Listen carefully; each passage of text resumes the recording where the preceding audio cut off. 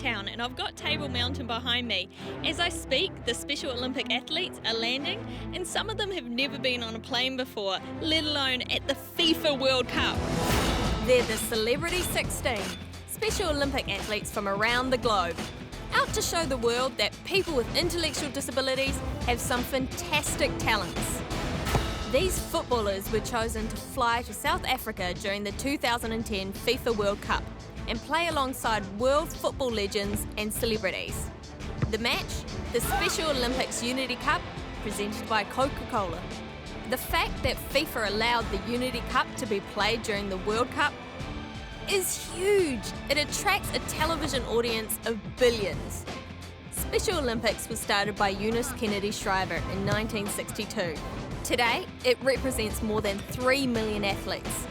So I think the future of our movement is to be the world's greatest movement promoting human acceptance and universal human value that the world's ever seen.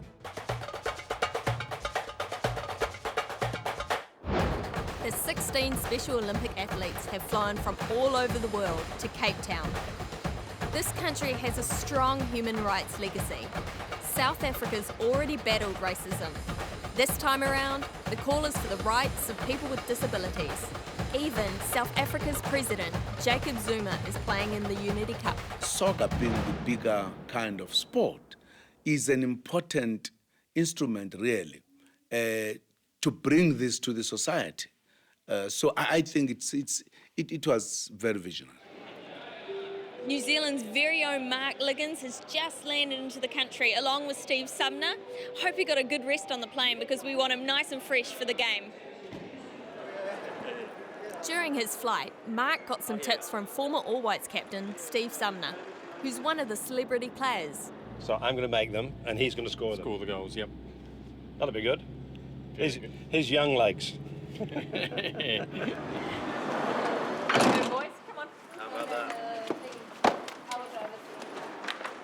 Here's our Brazilian athlete, Michael. It's nice to meet you. Olha ali, fala Brasil! Brasil! Korea's Bong Chun had his first plane trip and is happy to be on solid ground. The Unity Cup is supported by Coca-Cola. The CEO of Coke is on the board of Special Olympics. The Unity Cup was his idea. Welcome, welcome. How was your flight? Great. This is cool. I can take anytime I like, take two. What we're doing here in South Africa with this Unity Cup game, Unity match, is all about raising the bar and the awareness in the world.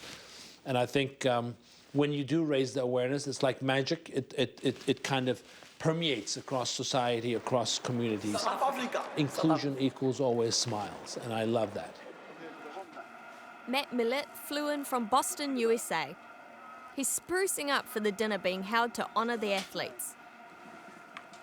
Matt travelled with his brother John, a teacher. Did you see that, Matt? Not only have we always wanted to go to a World Cup game, but now he gets to play on the field right before a game. So that's a dream come true for Matt. I'm very proud of him. It's pretty unbelievable that actually South Africa right now, in Cape Town, about to meet my new teammates, about to meet new friends, and experience a whole new beginning of my life. So. I'm glad he picked me to come here with him. That's even better. We've been checked into one of the classiest hotels in Cape Town. This must be mind-blowing for these athletes because some of them come from really humble backgrounds. You see this tower? It's the shower. Hey, check this out. They've got the FIFA World Cup logo and soccer balls on Coke bottle. That's awesome. Guy Rubin is from a small village in Cameroon where people with intellectual disabilities are often hidden away. He's one of 10 children. His father died 6 years ago and the family struggles to survive. He's never been on a plane before, nor enjoyed anything like the luxury of this hotel. Oui, bien sûr, c'était un rêve. Je n'avais pas vraiment pensé. He said that he's very glad because he never thought one day that he can be in big hotel like this. Today he's there, he's sleeping in good bed, so it's a very great time for him. While the athletes get over their jet lag, I head out in search of souvenirs and find exactly what I'm looking for.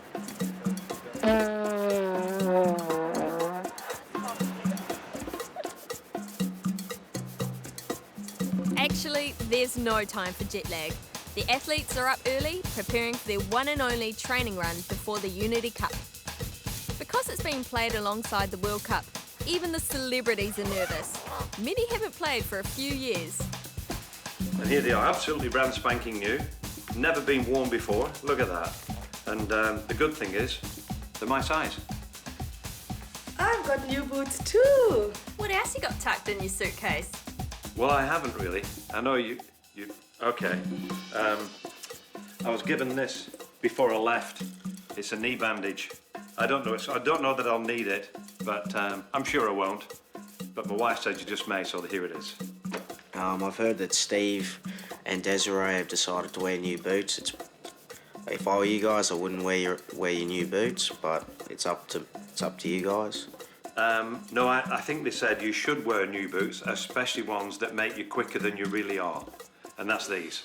Desiree Ellis is the former captain of the South African women's team. She never had the chance to represent her country until she was 30, when Nelson Mandela was released and apartheid ended. Can you tell me what your greatest playing moment was? Well, the greatest moment in my football career was making the women's national team. Because when the great Nelson Mandela, former president, was released, I got the opportunity to play and I took it with both hands.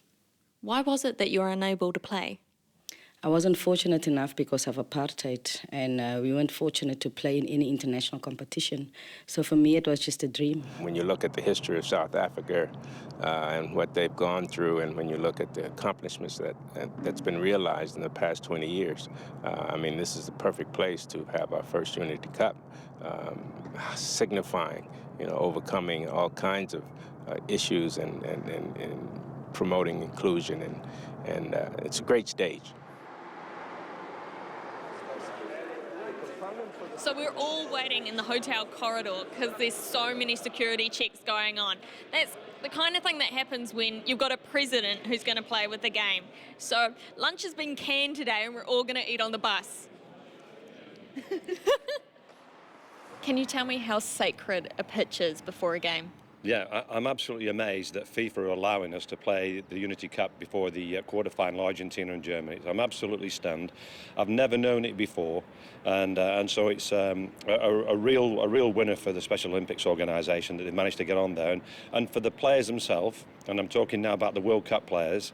They actually want a surface that will not show any deficiencies in the game. So it's got to be a real flat surface. So after we've been on there, there'll be people out there trying to fork the pitch and put it back perfect again.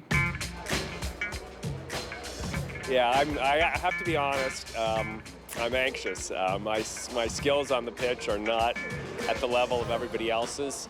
Yeah, I'm not worried about the bumps and bruises, but I'm worried about being embarrassed out there. But I think that's all part of it. Giving the best you've got, and that's what I'm going to have to do. And I'm going to have to make sure I'm comfortable with trying my hardest and making sure that's enough. Isn't it good to think that the Special Olympic athletes might be better than you? Not might be, will be, certainly are better than me. I mean, look, our athletes, one of the great misunderstandings is that, this is a recreation program just to run around and play. I mean, these athletes that are going to be out there, Special Olympics athletes, are fantastic footballers. I mean, I was watching the videos. They're juggling, they're racing up and down the field, they're shooting from the corner, right foot, left foot, great defenders. I'm not anywhere near that level, but I'm going to give it my best. I'm going to be brave in the attempt, as we say in Special Olympics. Already, the event is causing a media frenzy.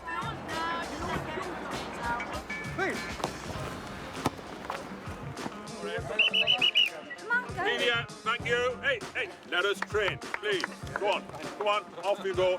You take the picture from over there.